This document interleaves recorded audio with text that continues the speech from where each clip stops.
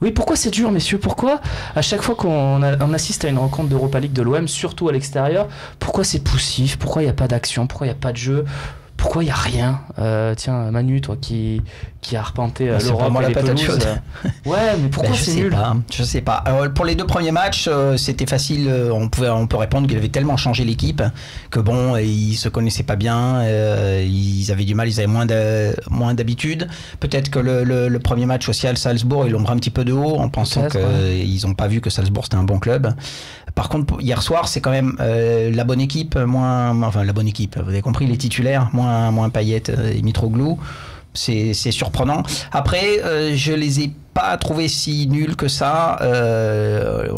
Tu as bon cœur, on va dire. Ouais, moi je trouvais qu'ils étaient assez supérieurs techniquement. Il manquait toujours quelque chose dans le dernier geste. C'en était presque énervant, comme s'ils avaient fait exprès. Ils rataient les centres, ils rataient la passe en profondeur dont tu parlais, le contrôle dans la surface.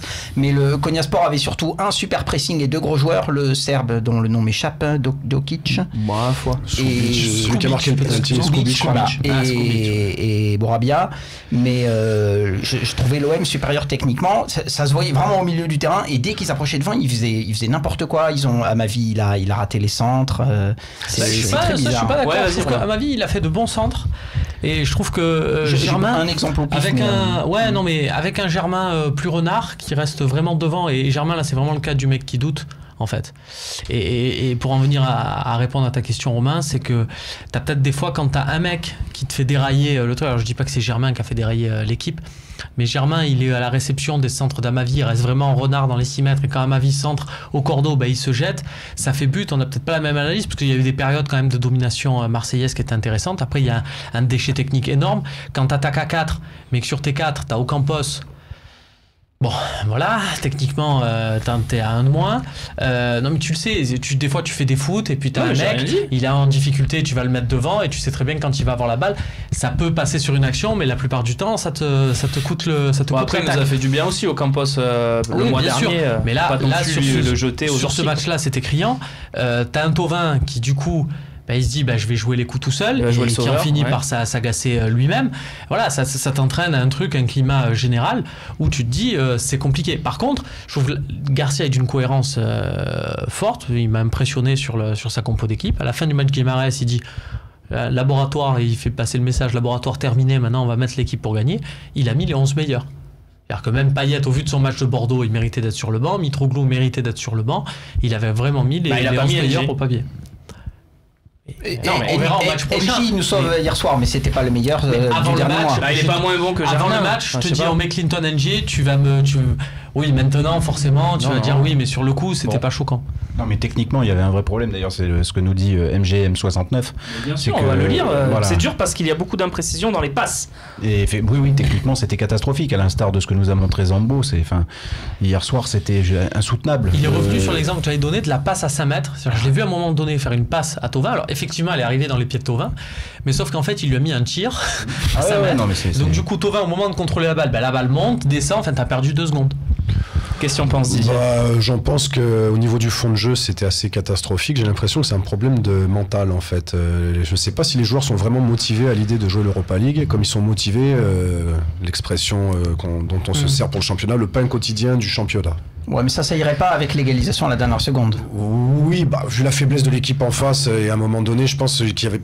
Bon, après, c'est peut-être un fantasme que je me fais tout seul, mais je me dis, mais quand même, les mecs vont peut-être se dire, c'est la honte de rentrer de Konyaspor avec l'équipe titulaire, avec un 1-0 dans les mirettes. Parce que là, ça les éliminait, et après, c'était compliqué. D'ailleurs, parenthèse, on a beaucoup moqué, mais c'est le gardien qui fait une énorme erreur sur le but, bien plus que le défenseur. Le défenseur, les buts contre camp, c'est souvent ça, et il est au bon endroit, il est là où doit être un défenseur, et il a pas trop de bol. Vampire Slayer, 40-23 sur le forum. Ne pensez-vous pas que tant qu'il n'y a pas de gros matchs en Ligue Europa, les joueurs privilégient la Ligue 1? C'est ce que je pense, c'est que en plus on a tendance à jouer souvent les dimanches et souvent le dimanche soir, donc heure de grande écoute. Là on joue le jeudi soir en Europa League contre Konyaspor à 19h. Je sais pas si il y a un facteur qui joue aussi sur les joueurs par rapport à la motivation du fait d'être diffusé à une heure de grande écoute. Mais moi je pense que plus que le côté grande écoute, je pense qu'en fait ils savent que ils démarrent cette poule, ils gagnent le premier match.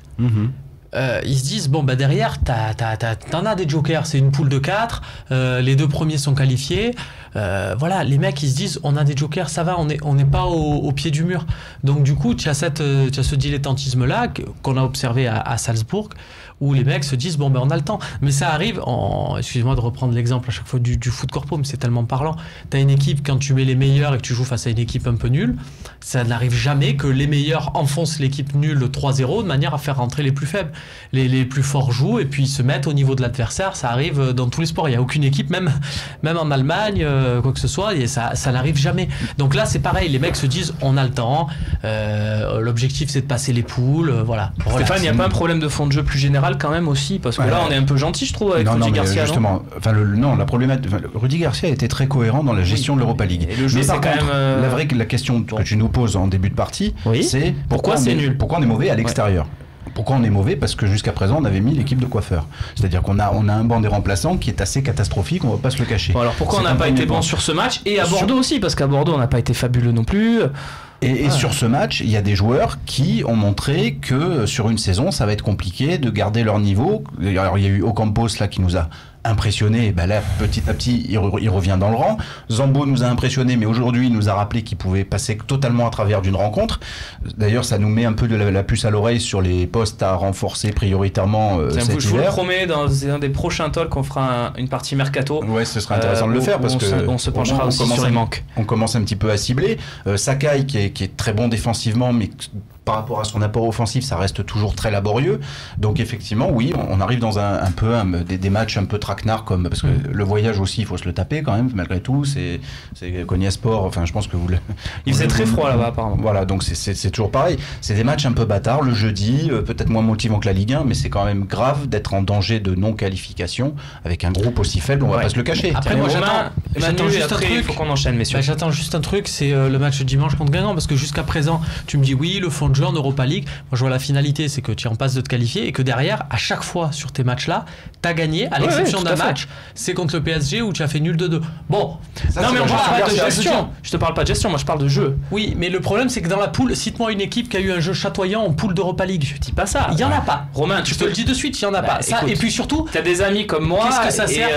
Moi mes amis me disent Garcia, j'en peux plus du jeu de Garcia. Ça fait un an qu'il est là, on voit rien. Faut aussi se poser des questions parce que là. On a vu des choses. C'est très dur de dire ça.